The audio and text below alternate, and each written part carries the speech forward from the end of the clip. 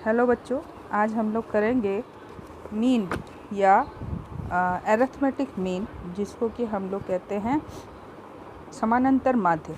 समानांतर माध्य की परिभाषा एवं समानांतर माध्य की गणना करने की जो विधियां हैं वो। समानांतर माध्य की परिभाषा ऐसा हो सकता है कि समानांतर माध्य किसी श्रेणी के सभी पदों के मूल्यों के योग को अगर उनकी संख्या से भाग दे तो उससे प्राप्त होता है। समानांतर माध्य को सेक्रिस्ट ने परिभाषित किया है, एक समंकमाला के पदों के मूल्यों के जोड़ में उनकी समंक संख्या से भाग देने पर प्राप्त संख्या माध्य कहलाती है। Arithmetic mean is the amount secured by dividing the sum of values of the items in a series by their numbers।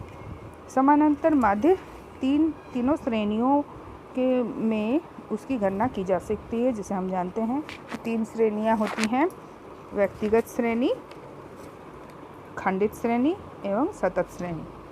अगर जैसे कि हमने चित्र में दिखाया है, व्यक्तिगत श्रेणी में जो फ्रीक्वेंसी होती है या आवृत्तियाँ होती है वो नहीं होती हैं, यानी संख्याओं की आवृत्तियाँ नहीं होती हैं।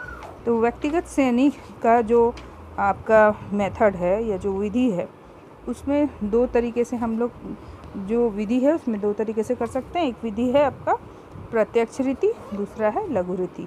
प्रत्यक्ष रीति में जो आपका सूत्र होगा वो होगा x बार बराबर summation x by n। x बार बराबर समेशन x बाई n। इसमें x बार जो है माध्य है और समेशन x जो है वो x श्रेणी के पदों का योग है और n जो है वो पदों की संख्या है। जैसे सब मान लेते हैं, उदाहरण स्वरूप जैसे किताब में आप देख रहे हैं कि यह एक प्राप्तांक है 65, 45, 75, 50, 55, 40, 75, 50, 85, 60। ये मार्क्स हैं, इनको हम जोड़ देंगे तो हमको समेशन x मिलेगा। जोड़ेंगे तो आएगा 600 और x बार या मीन निकलेगा 600 भागा 10। इन संख्याओं जितनी भी संख्या उसमें कितनी विद्यार्थी हैं तो 10, तो भागा देंगे 10 से तो आएगा 60। तो यहाँ समानांतर माध्य होगा आपका 60। इसकी दूसरी जो रीति है उसे हम लघु रीति कहते हैं या शॉर्टकट मेथड। इसमें हम लोग क्या करते हैं, अवलोकनों की संख्या कम होने की दशा में उनका योग करना सरल काम है, लेकिन अवलोकन की संख्या बढ़ने पर यह गणना करना कठिन हो जाता है। ऐसी स्थिति में हम लोग अप्रत्यक्ष विधि या लघु रीति का प्रयोग करते हैं गणना को सरल बनाने के लिए। लघु रीति में प्राप्त माध्य भी प्रत्यक्ष रीति द्वारा प्राप्त माध्य के बराबर ही होती है। इसमें जो सूत्र होगा वो होगा x बार बराबर a plus summation dx by n। यहाँ पर x बार जो है माध्य है, यहाँ पर आपका a जो है वो एज्यूम्ड मीन है, काल्पनिक माध्य है जिसे हम मान लेते हैं। dx जो है वो है x माइनस a, ठीक है, जिसे हम निकालते हैं। फिर dx का हम लोग योग करते हैं जिसे हम लोग समेशन dx कहते हैं, और n जो होता है वो संख्याओं की जो आवृत्ति होती है।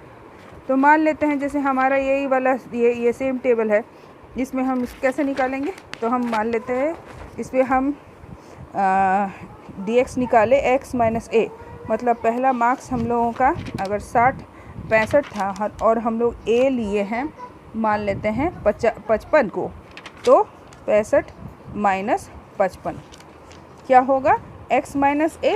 तो हमारा क्या पहला है 65 माइनस 55, तो आ जाएगा 65 माइनस 55 मतलब 10। उसके बाद सेकंड में होगा 45, तो 45 माइनस 55 क्या हो जाएगा माइनस 10। इस तरीके से हम लोग पूरा निकालेंगे। माइनस को जोड़ देंगे, प्लस को अलग से जोड़ेंगे, माइनस को अलग से जोड़ेंगे, दोनों को घटाएंगे, जो आएगा वो हमारा होगा समेशन dx। अब x बार बराबर a जो हम लोग माने थे 55 प्लस समेशन dx जो मान आया जोड़ के वो भागा n जो है हमारा क्या है यहाँ 10 है। तो इसको हम लोग जब कैलकुलेट करेंगे तो हमारा जो उत्तर होगा वो 60 होगा। जैसा हमारा प्रत्यक्ष रीति में उत्तर था, यहाँ पर भी वही उत्तर होगा, खाली विधि में अंतर होगा।